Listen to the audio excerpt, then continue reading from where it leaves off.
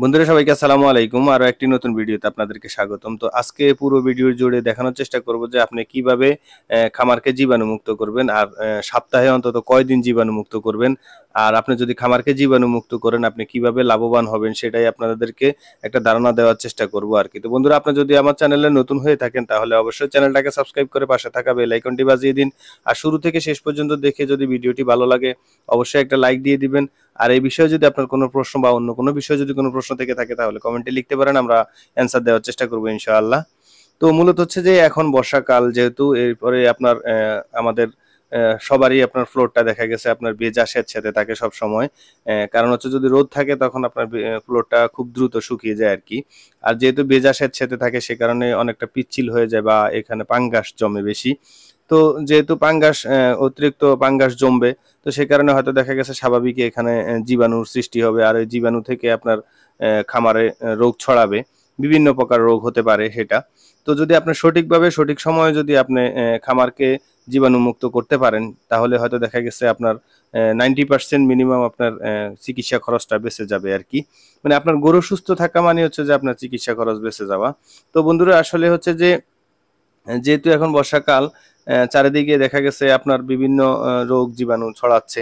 তো আপনার যদি মিনিমাম সপ্তাহে ১ দিন অন্তত মিনিমাম ১ দিন যদি আপনি দিয়ে ব্লিচিং পাউডার দিয়ে খামারের ফ্লোরে ছিটিয়ে রেখে বা ড্রেনগুলোতে ছিটিয়ে রেখে যদি আপনি ১ ঘন্টা পর যদি ওটাকে ভালোভাবে যেভাবে দেখতেছেন ওয়াশ করা হচ্ছে এভাবে যদি পুরো খামারটাকে আপনি সপ্তাহে অন্তত ১ দিন ওয়াশ করেন সেক্ষেত্রে হবে কি যে আপনার অ্যা খামারটা জীবাণুমুক্ত থাকবে।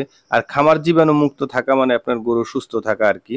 আর এই বিষয়টা নিয়ে কখনোই দেখবেন অবহেলা করবেন না। কারণ হচ্ছে যে আপনার যদি গরু যদি খামার যদি জীবাণুমুক্ত থাকে, গরুর চারি যদি আপনার পরিষ্কার থাকে সবসময়, সপ্তাহে ১ বার অন্তত চারিটাকেও আপনি ঘষে মেজে পরিষ্কার করে দিবেন। হয়তো দেখা গেছে একদিন বৃহস্পতিবার আপনি আজকে চারিটাকে পরিষ্কার করলেন।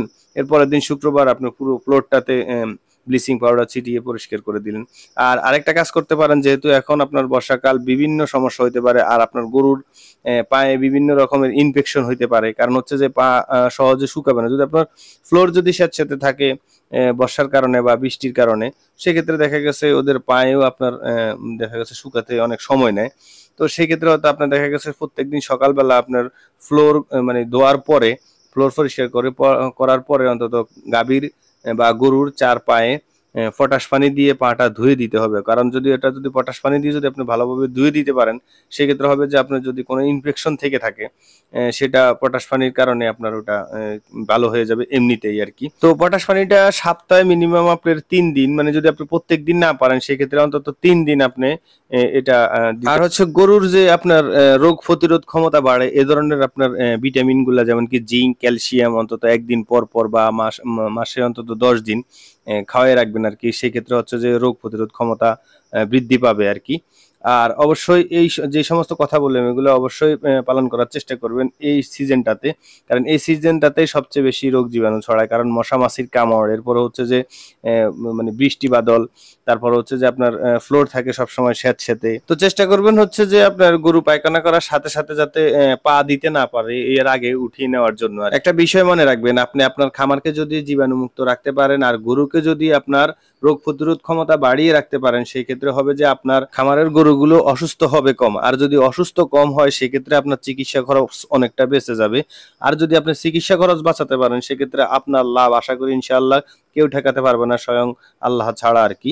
তো আশা করি এই পর্যন্ত দেখে ভিডিওটি ভালো লাগছে। যদি ভালো লেগে থাকে অবশ্যই একটা লাইক দিয়ে দিবেন। আর দেখা হবে অন্য কোনো ভিডিওতে অন্য কোনো বিষয় নিয়ে। আসসালামু আলাইকুম ওয়া রাহমাতুল্লাহি